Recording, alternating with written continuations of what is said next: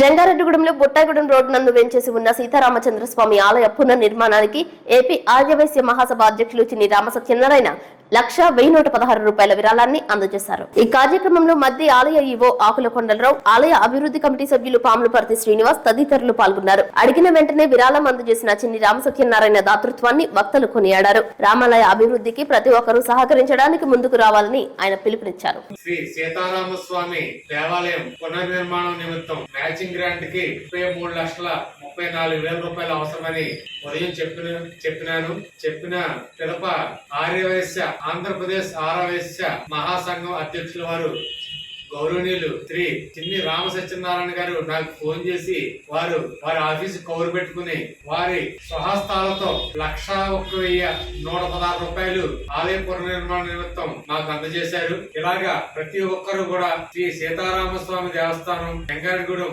పునర్నిర్మాణమునకు తమ వంతుగా ఆర్థిక సాయం చేసి త్వరితగతిన దేవాలయం పూర్తయ్యేలాగా తగు సహాయ సహకారాలు అందించవలసింది కోరుచున్నాం. ఇప్పుడు గౌరవనీయులు ఆంధ్రప్రదేశ్ ఆర్యవైశ్య మహాసంఘం అధ్యక్షుల వారు మాట్లాడతారు.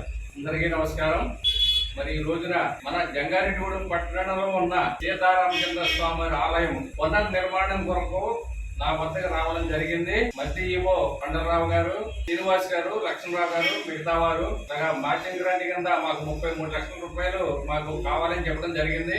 ఎందుకంటే జంగారెడ్డిలో ఉన్న ఈ ఊరికి దేవస్థానం అంటే మన పురాతనమైన దేవాలయం, అది సీతారామచంద్ర వారి దేవస్థానం. మరి చాలా సంవత్సరాల నుంచి అలాగా ఉండిపోవడం జరిగింది. కొన్ని కారణాంతరాల వల్ల మరి ఇప్పటికైనా గవర్నమెంట్ వారి ఆధ్వర్యంలో వీరు రావడం జరిగింది. మరి దాతలు కూడా అంటే మనందరం కూడా సహకరించి మ్యాచింగ్ గ్రాంట్ సరిపడా ఇచ్చి దేవస్థానానికి పునర్నిర్మాణానికి సహకరించవలసిగా కోరుచున్నాను.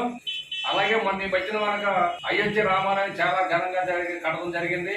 మన ఊరిలో కూడా ఊరి మధ్యలో ఉంది రామాలయం. మరి చక్కగా దాన్ని బాగు చేసి మంచి దేవస్థానం కట్టి ఊరి ప్రజలందరి ఆకాంక్ష నెరవేర్చాలని చెప్పి కోరుకుంటూ మీ అందరి దగ్గర సెలవు తీసుకుంటున్నాను. జై శ్రీరామ్.